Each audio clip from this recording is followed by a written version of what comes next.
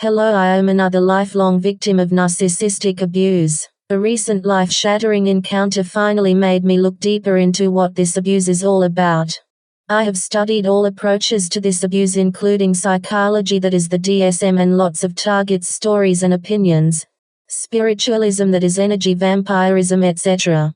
The Bible, that is the Jezebel spirit, and also the quantum level energy lessons and irony, etc. I say this just so you know I am aware of all schools of thought on the subject.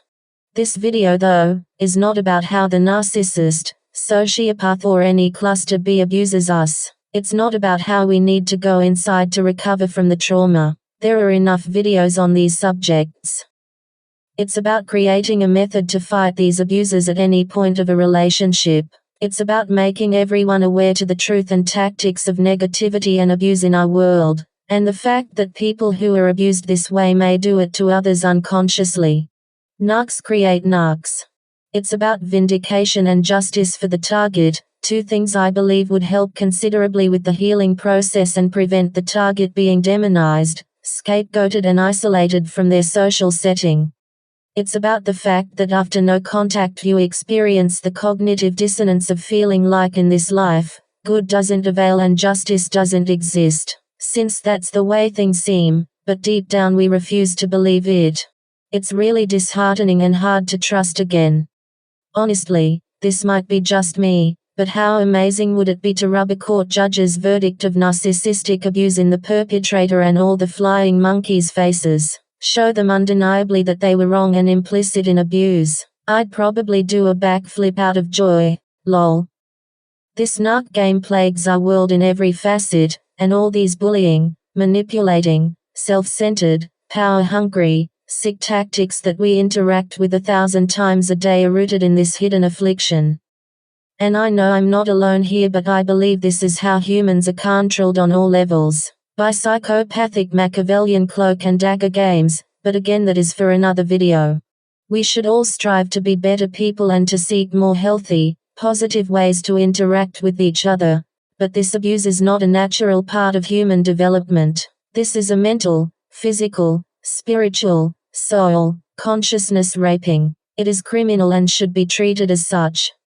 If someone was raped, would we tell them there's nothing that can be done, they just need to ignore the perpetrator and heal themselves, and that if they continue to seek the truth and cannot let it go, they are codependent? All while the perpetrator is smearing the victim to everyone they know and continuing to rape other people.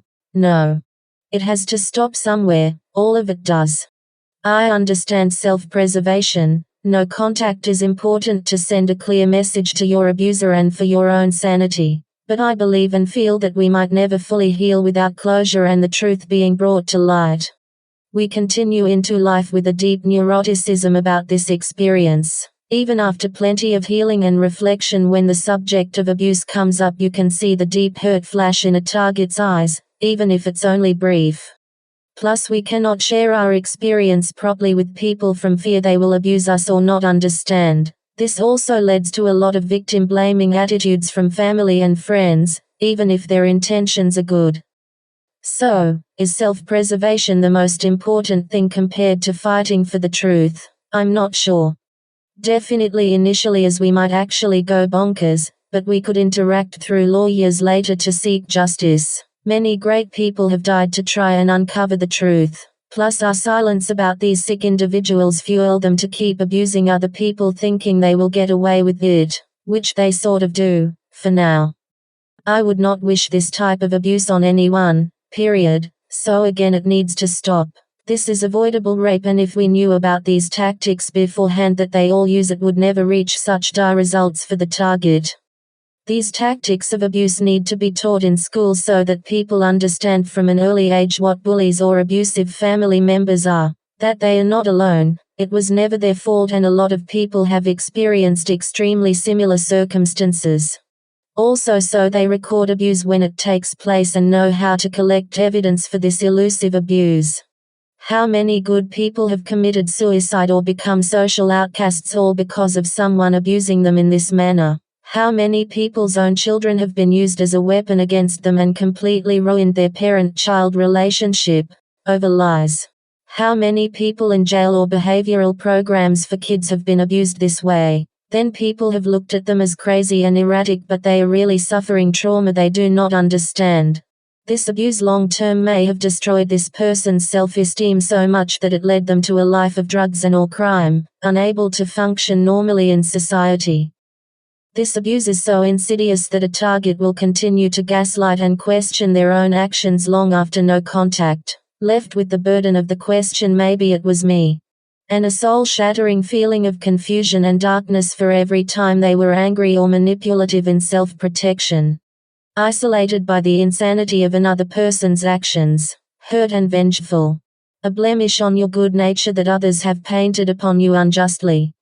For all these reasons, I feel we need to fight for the acknowledgement and criminalization of such abuse by the law. I am not saying it should incur jail time if no physical abuse or theft took place, but the truth should be brought to light in a tried and tested way. Damages should be paid and their history of abuse should be recorded for future occurrences. As a proviso, I should say that this abuse should not incur jail time for the abusive verbal interactions alone, as we do not want to unwittingly create 1984 thought police monitoring and locking up people for what they are thinking and saying.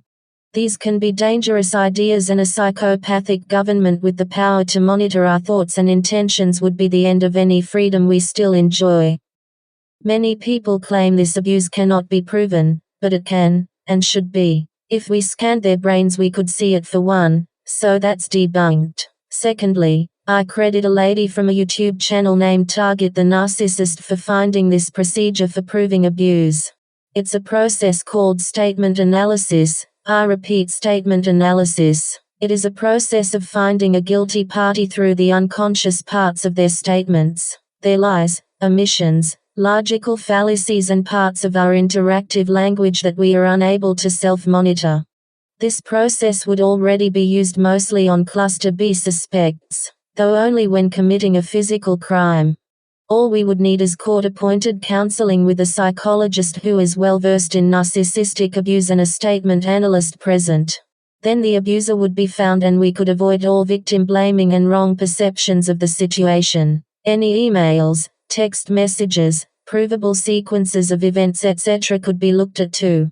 It would not be hard to prove who the abuser is, as one person is telling the truth and one person is lying, no matter how unstable the target is made to feel or look. It's all in the language. If we had a statement analyst that had experienced narcissistic abuse before, then it would be over in one session. Also, if this could be implemented, then the narcissist's number one weapon of pathological lies would be their downfall every time. How ironic. Though I wonder if they could learn to trick a statement analyst. I don't think so. They are pretty one-dimensional. I wonder what would happen if a narcissist was forced to admit all their wrongdoings and could no longer lie. They will probably kill themselves, which is sad.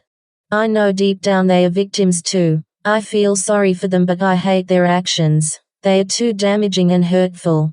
I still do feel we should try and help them, but not at the cost of any more innocent people's lives. This has been suppressed and taking place far too long and seems as if it could be the key to understanding and maybe fixing a lot of the negativity in our world.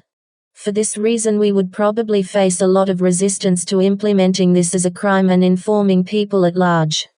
Lastly, at all stages of this abuse there has to be actions or words that neither party would do or say. We understand these methods of abuse quite deeply now, and all of their tactics are the same, just implemented in different situations. We also understand the target's reactions to this abuse, so it cannot be very hard to make a semi-foolproof or foolproof checklist of themes and conversational topical variations that indicate the abusive party or target. If you know what to look for, it's easy to spot the abuse.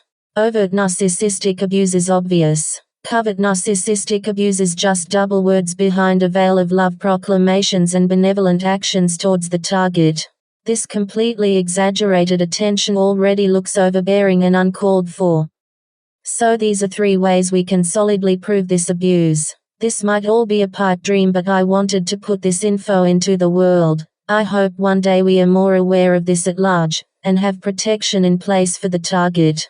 Anyway, stay safe, stay positive and watch out for manipulators. Even if you're alone right now, and no one has your back, just know it's better to be alone than to be oppressed, and live a delusional lie. Find joy in the little things and know you were already a good person, that's why you were targeted. No one is perfect and that makes us human, but at least you can admit your mistakes. One day that will be valued. Goodbye.